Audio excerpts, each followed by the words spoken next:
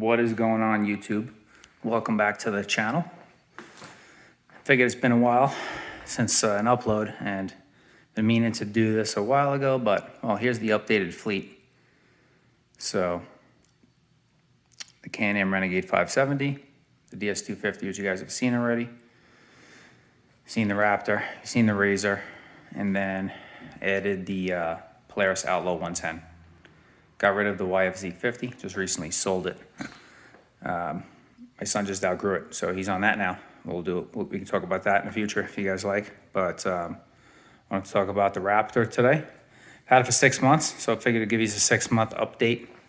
It's been great so far. No complaints, no regrets. Love the machine. Definitely glad I bought it. So I enjoy it. I enjoyed the hell out of it. Got a couple more mods maybe since the last time I touched base with you guys. So did the Pro Taper bars. This is the Raptor Bend SE bars. I didn't want to go with the contour bars, and then you need the adapters. These are just bolt in and go. So I went with those and the ODI grips. These things are awesome. The lock-on grips, no glue. They're super soft and sticky. If you just want to go like a little cruise, not ride too hard, you don't even need gloves. They're just so soft. They're great. I enjoy them so much. My daughter wanted a pair herself, so we got her set for her Can-Am. And then, yeah, so that's pretty much, I think, the only new thing I had. If you guys haven't seen any of my previous videos, I have the Yoshimura full exhaust. It's not just the slip-on. I got the full pipe. That's been great. Alba Nerf bars. Got the Alba rear grab bar. And then I have the skid plate in the back, which I'm not happy with. It took one hit with a rock, and it bent up on the rotor side. So I'm gonna go with a new one. If you guys have a brand you recommend, let me know. I was thinking Ricochet. They make everything, pretty sturdy and have great reviews. I was thinking I'd just go with the Ricochet one. I thought about just the sprocket guard that people run. It's like the round disc that bolts up adjacent to it. And same thing then the single rotor guard. But I like to have some protection under the swing arm as well, and protection with the chain. There's a lot of rocks around here where I ride in Arizona and stuff. So I don't know how I feel about all that. You guys have any opinions? Let me know. I'm open to suggestions on what you guys think. But that's about it. What else did I have? Oh yeah, the PC5 I have in there, which you guys may have seen my last video on. Let me pop this seat here. Show you something else. So I'm running the stock air box, stock air filter. I have the PC5 tucked in here. I added an hour meter. So currently, I would say right now it's on at 21.8. When I added it to the machine, I would say it probably had about 12 hours. So I would say the machine's got about 33 hours on it now, and no issues. In that 33 hours, I have excessively changed oil probably. I've changed it 3 times, and I won't be continuing to change it that much moving forward, but for break-in, I wanted to keep clean oil in there. I changed out the Yamalube after an hour. And then I ran, what was it? Maxima, synthetic, Maxima 1040. Ran that for about, I would say 5 hours. Then I put in AMSOIL. I have the AMSOIL 1040 ATV oil, 1040 ATV oil. And let me see if I got some. I'll show you guys what it looks like here. I keep some extra, but I don't know if I have that one. No, I do not. It looks like this, but this is the 550. It looks just like this, only it's red instead of yellow, and it says 1040, obviously. So that's what I run in that. Changed that out, and then I just recently changed it again at the 20-hour mark on the gauge, on the hour meter, so at about 31 hours. So this oil change only got about 1.2 hours on it. So I'll leave that in there. I don't know, I'm thinking maybe I guess depend on how bad I beat on it, 20 hours maybe, change it. So I know you can, they say 40, 50 hours, you can leave it. I just don't feel comfortable leaving it that long. For 2 quarts of oil, and it takes 10 minutes. It's super cheap. Cheap investment. Oil's cheaper than a new motor, right? So, and that reminds me, so with the oil changes, I did the Cuervo Racing oil drain plug reducer. I don't know if we can get a look at it from here. Probably not. I don't know if you can see it in there. You probably can't. But basically, it just reduces the size of the drain plug so that you don't strip out the threads in the bottom of the motor, which is common. People over torque them, strip it out. So it just reduces it to the same size that is in the oil tank. So drained oil completely out. I tilted it up so that no oil would drip on the threads. Cleaned them really good. Little red Loctite. You put the outer part in, let that set up, and then you could put the middle screw in, which is again the same size. I believe, I want to say it's 12 millimeter size for the oil tank drain plug. So now you can use the same socket for both, and you can use the small little 1/4 inch ratchet. So you don't have to worry about over torquing it, when you're putting it back in and fill it up with oil. So I did that, and future mods, I'm not sure yet. I have a couple things in mind. I want to do the precision steering stabilizer for sure. I think that's just a must. You hit, it's been, especially out here, you hit a rock, something jars your handlebars out of your hands, and it really, you ride, if you ride all day, it really just helps out with fatigue and arm pump. So I'm really considering getting that. It's a little pricey. It's about $480, I think, $490. So I'll get that, and I want to get a better set of tires. My biggest complaint with the Raptor is the stock tires are junk, in my opinion. Maybe it's just the terrain I ride on. Maybe like in a more northeast, woodsy, where it's like more like a topsoil type of environment you're riding in, or clay, it may be better. But here it's like hard pack with loose dirt on top. So these tires literally just spin. You can't even get, if you're not on pavement, if you're out on the trails locally, you almost hard pressed to get the front tires off the ground because it just spins at any RPM, any gear. You can't, the tires just spin. You could spin them all the way up through fifth. It's crazy. So there's just I feel like there's no traction. I tried airing them down. I guess they're all right. They serve a purpose, but it's a stock tire. They're not that great. So I'm probably going to go with the GBC XC Masters. I keep floating around, different ideas for different tires, but I keep coming back to those. Everything you read on them says they're great, good traction in all conditions, so they last a long time. So if I'm going to make an investment in a set of tires, I might as well get something good. I was thinking about just getting the Sun F tires because it's a similar tread pattern off of Amazon, but I heard they don't last too long. And a couple of people mentioned to me, I think Brewer Off-Road told me that they run a little small. So I'll probably just stick with the GBCs. You really can't go wrong with those. And they're not really priced all that bad either in comparison to like a ITP Whole Shot, which is a super expensive tire. So definitely not going to go that route. But overall, like I said, 32 hours. Haven't had any issues with the machine. It runs great. Motor's not noisy, so I don't think the valves need any adjusting. I don't hear any extra noise. I did check the crank bolt that Cuervo Racing said that could come loose. So people were having some crank failures on these. You just pull the plug out right there. Make sure the crank bolt's tight. Mine was fine. So overall, the machine's been great. I fiddled around with the shock settings a little bit since I've had it. I've softened them up, stiffened them up.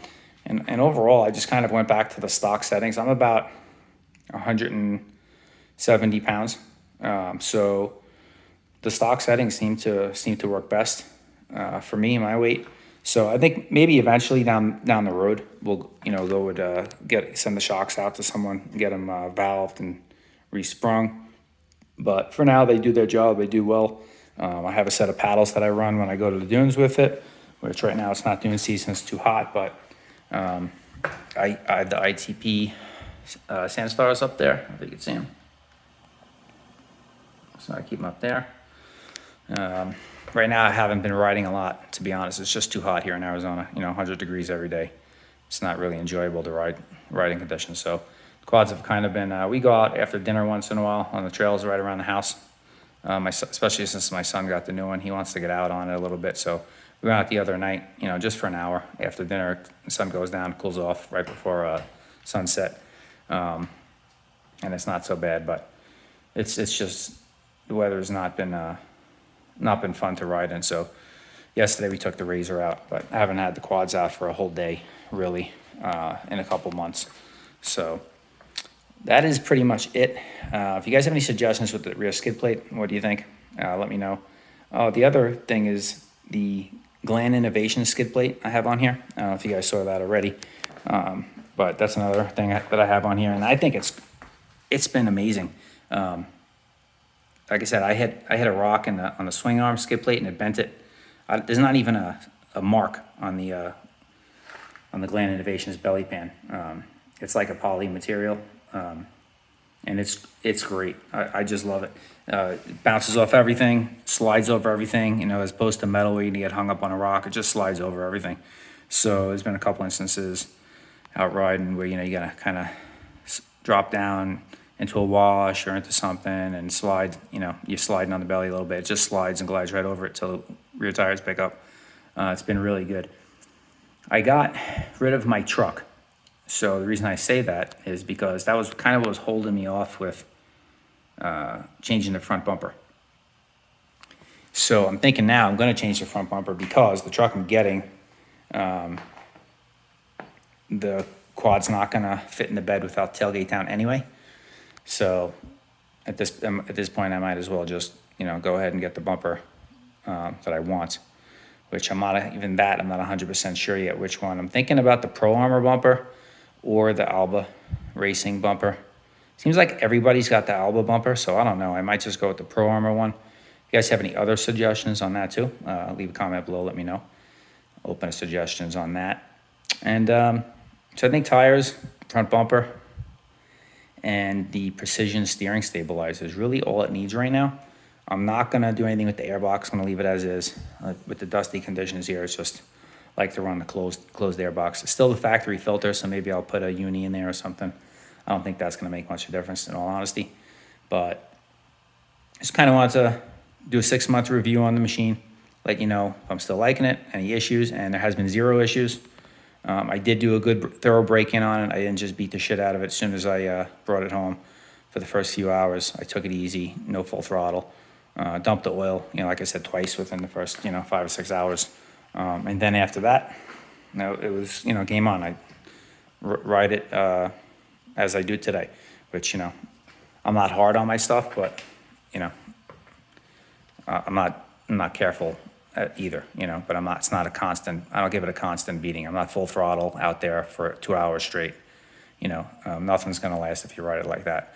So I don't plan on doing any internals to the motor, so I want to keep it stock, keep it reliable. And that's it. There's a lot of bolt-on stuff, but it rides great. I was thinking about a graphics kit maybe, but I love the blue so much, the color, that I'm thinking just leaving it the way it is.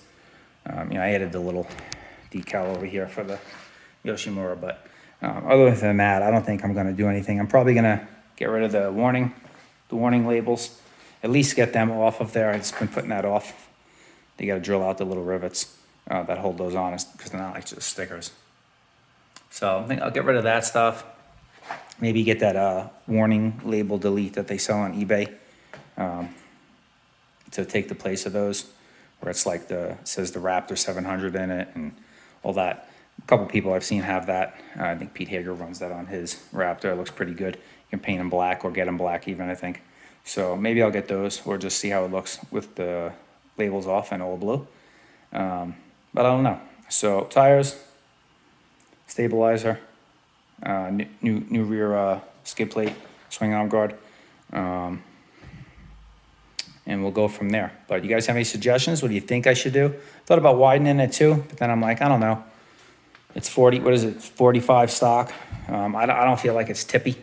It's definitely not, you don't slide it around a corner like a 450, like a YFZ or something. That's a 50-inch wide machine, but at the same time, I can make it, boogie in and out between trees and tight spots relatively easy with this machine, and I kind of like the way it is right now. So maybe down the road in the future, who knows? But I think if I was going to go that route, I would just probably get another machine if I wanted something wide and just have two machines. Not that I don't have enough machines already, but you can never have too many toys, I guess, right? But so that is it. I appreciate you guys watching. Like I said, if you guys thinking about getting a Raptor, you're not sure about getting a Raptor, not that there's not a ton of information out there on these things already, but just wanted to give you my 2 cents. And after 6 months of riding it in all conditions, including dunes, trails, I had it out about a month or two ago. I want to say about a month ago, I guess it was, on the last big ride I took it out in with a couple, with a dirt bike and another quad. And we were out there pretty far away, and it started coming down. Monsoon rains started coming in, and it started raining on us pretty hard. And it gets flooded here really quick. You can get caught in some flash floods. So we had to haul ass back home, riding through some heavy rain and water. No issues with the machine. So that's another reason why I want to keep the stock air box, keep it sealed up tight.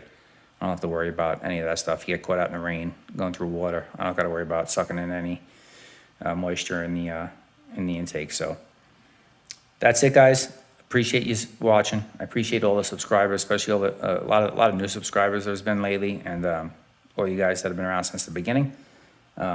Please click the thumbs up button, like and subscribe to the channel if you haven't already, please. Hit the little notification bell. It'll give you a notification when I post my next video, which I think is going to be on the Renegade. I got a video coming out on the Renegade and 570, and I also got a video coming out on the Razor here. I got some mods for that coming end of this week. I don't want to spoil the surprise, but it's going to look a little different. I'll just say that. And then we'll do a video on that. So we'll get to that, or the Renegade 570, which is a clutch kit install I'm doing on that, which I keep putting off on that as well. It's just been so hot in the garage, in all honesty, to work on anything. But one of the two will be up probably next week for you. So thanks for watching. Ride safe out there. We'll see you on the next one.